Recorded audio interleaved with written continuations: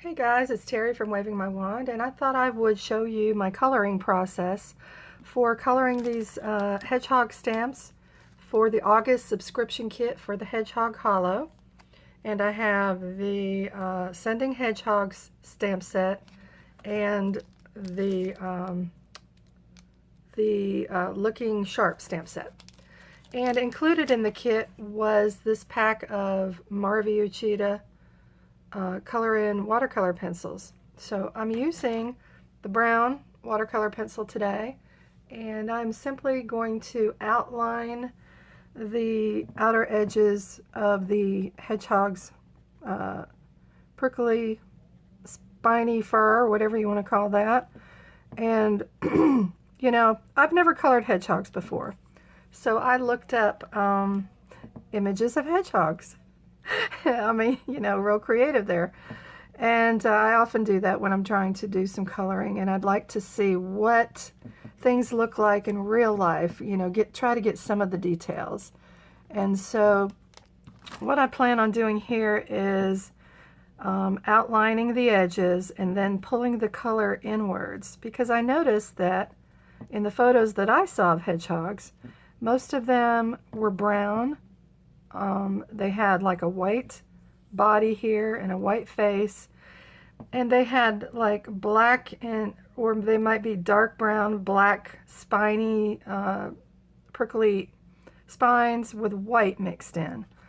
So I'm going to try to achieve that, and I'm just going to throw in a little bit more brown color here. Not sure that I need to, but I'm going to do it anyway. And I've got a water brush that I'm going to use today. And I would recommend when you're coloring like this that you don't use a well-saturated brush, but that you actually just have it damp.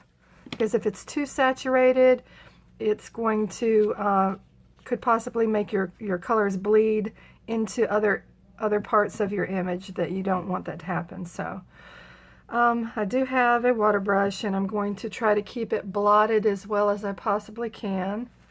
And what I want to start doing is working from the base here of where I've done the coloring, and just try to pull the color inwards a bit so that we're just getting a little bit of a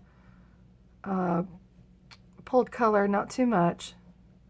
And I'm just going to go around and do this on all of my images. And if you need to kind of shake it and get a little bit more water out, you can. And if your water doesn't seem to be flowing as well as you would like, you can do that as well. But once I color all of these in, I plan to use a very fine-tipped black pen and also a white gel pen. And if you get a little too much water, just take and blot. Keep trying to keep your pen, your water brush, where it's not overly damp. And so far, I'm liking how this is looking. I plan on using my heat tool to dry this before I proceed to the next step.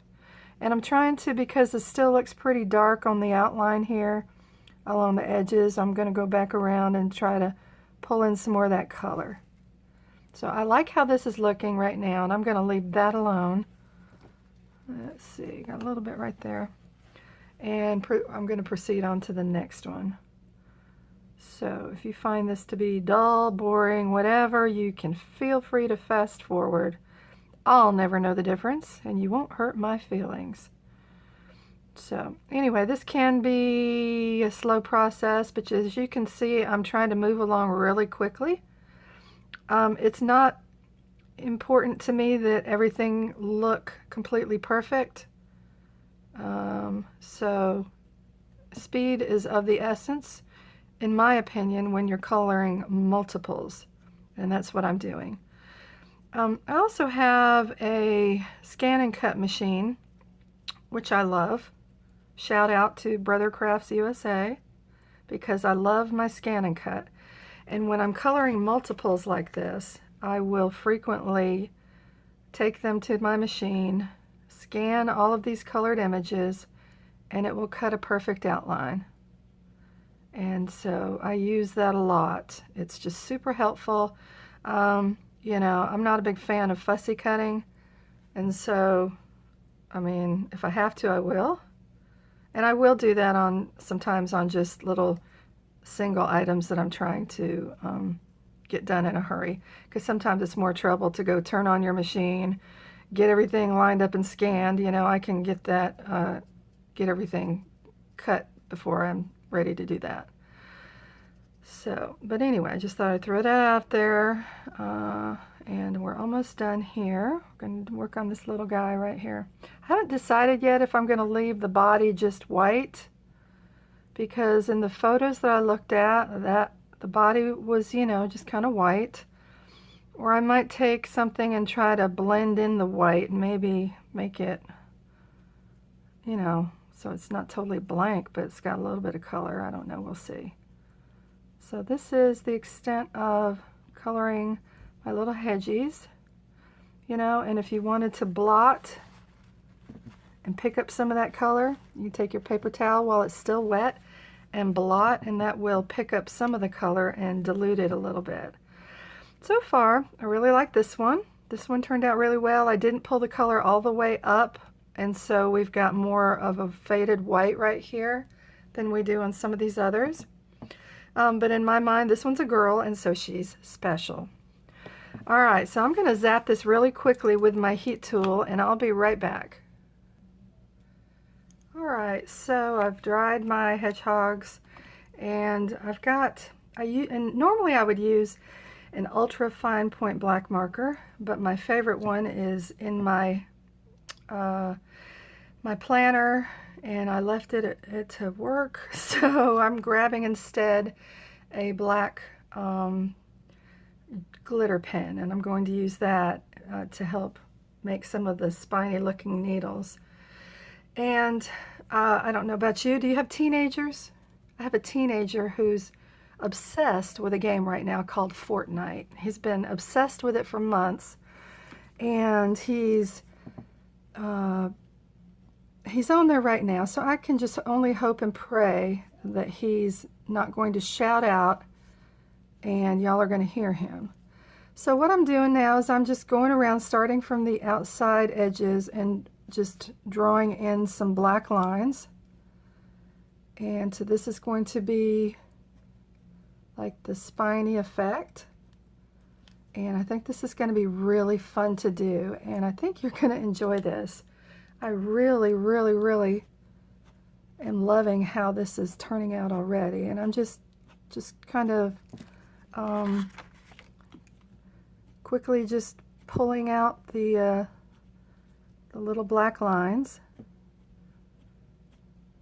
and just a random way. I'm not lining them up any certain way. I'm just going around in a circle, and I think I might do some right here at the edges of this little female face.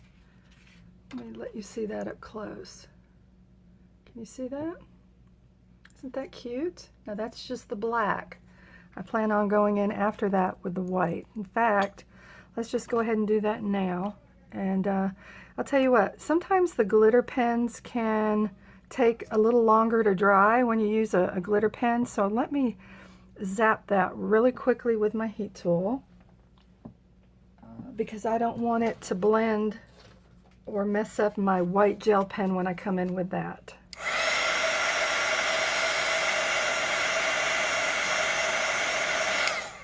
And that's it, that quick. All right, so now we're going to do the gel pen. If you have a hard time getting your gel pens to work, sometimes you just need to get the flow started. And so, you know, what I do is I will just rub it along my fingertip, and that helps to get the flow started. Did you see that? Was I out of shot when I did that? Okay. So now we're going to do the same thing that we did with the black ink, and I'm going to go along and do that with the white. And I'm hoping that this will show up enough and blend in well. It's kind of hard to tell, you know, when you're working with a white gel pen, whether it's going to work or not. And it seems to be working just fine. I might just have to continually keep the flow going.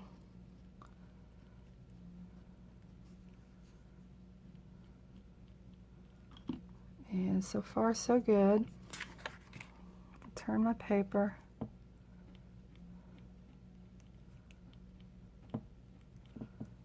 And what do you think? Do you guys think that I should color the body as well? I don't know. I'm just not sure that I want to. All right, I want to show you that up close so you can see where I've, let's see if I can shine more light on that. You can see where there's little bits of white. You can see where the black glitter pen is also coming through. But I think I'm going to go ahead and color the additional elements here, including the little teacup and the little scones. And I'm going to go ahead and use my watercolor markers since these were included in the set. What color do you think I should use for the teacup? I haven't even thought about what colors I want to use on my card for my cardstock. So how about we just go with a basic blue? And I'm going to pull out these two colors of blue for the teacup. And I'm also going to leave a little space for the brown in the middle to represent the tea. So I'm just going to kind of come along here with this. And by the way, a little goes a long way. So you just tap in a little bit of color. You don't have to put in much. And add the other shade of blue here. Take my water brush and just pull the color. And I want to leave a little bit of white space that will be a shadow reflective, reflective light. And I can always blot with a paper towel if I need to pull up some of that color. There we go. How does that look? Oops, I'm sorry, we're kind of like, the focus isn't good right now. I notice that sometimes when I bring something up close for you to see, and then when I back down, it goes out of focus, and I forget sometimes to adjust my camera. How about we just go ahead and zoom in a little bit right there? And now we're going to do the scones, and for the scones, I think I want to do kind of like a mix of maybe a little bit of yellow mixed with brown. And I don't know if you've ever tried this before, but I love to do this. I would just take color directly from the watercolor pencil and use it directly onto my image. So you want to be sure that you have, before you do that, since I just used blue, I want to squeeze out a little bit of water and get rid of that, anything that might have seeped up into the barrel here. So let's start out with a little bit of brown. And I'm going to grab it just directly from the watercolor pencil and tap this color in to my scones. I'm going to blot it. Then I'm going to tap in a little bit of yellow because I just think like the yellow would be a good color for scones. Don't you? I think so. Alright, so there we go. There's the scones, and I need to add a little more color to this plate. So I'm going to go in with some of that blue. And it's important that you don't let your colors kind of get muddled up and mixed together. So I'm going to be real careful here that they don't blend together. Alright, so there we go. There's our little teacup and our scone. I'm going to zap this really quick with the heat tool.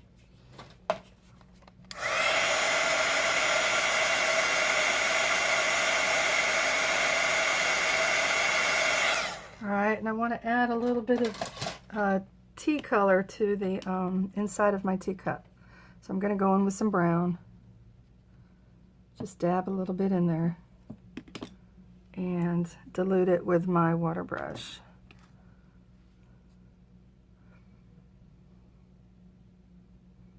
And then I'm going to blot it with a paper towel to lighten it up a little bit. Okay, there we go. That's what I want. Now for the hair bow. What color do you think we should do for the hair bow? Well, my camera died on me, and if I had to guess, I need to delete some videos from my phone's memory because it's probably got too much on there, and so it just went ahead and stopped. So I have already colored my little bow with red, the Marvy Uchida watercolor pencil. I took a little outline of the brown and brought a little bit of color up to the body, just some faint color around the cheeks, a little in the ears, and barely on the legs. And so that's how I finished coloring right there. But I do want to add a little bit of, just a faint bit of color on the cheeks. And so what I want to do here is to take the color directly from here. And, oops, sorry. I think I want to, I don't want to put too much red on there. So I'm going to get my craft mat and I'm going to just transfer some of that color right here onto my craft mat. Let me see if you can see what I'm doing. I'm just going to take some of this red and transfer it directly to my craft mat.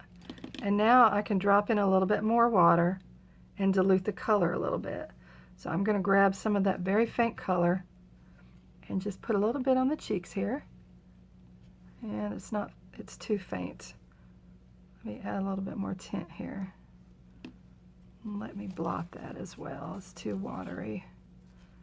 Alright, so there we go, right there. I got to keep blotting my water brush because it's getting a little bit too wet. Put a little bit more color right there. That's a little stronger than I would like, so I'm going to blot it. Alright, and I'm going to go ahead and add a little bit more water and blot it just a tad bit more. Well, I think it's going to just stay. Might as well get the other side to match at this point, so. I think she's cute, don't you? I think she is adorable. I'll blot that. Well, I better just let that sit. Let's try that again. I want to get it to be even. There we go. Alright, I'm going to let that sit for a minute and dry it with my heat tool just so that it matches the other side. And so that's the coloring for the female hedgehog. I'll be finishing up coloring the rest of these, and you'll be seeing one of my projects tomorrow. Now I can blot. Alright, and I can dry this, finish drying it with a heat tool, and then we're done. So I hope you've enjoyed this coloring process. Thanks so much for stopping by, and I'll see you later. You can find product links in the video description. Be sure you're following me on social media at Waving My Wand, and I hope you will subscribe to my YouTube channel and give this video a thumbs up. Thanks, guys.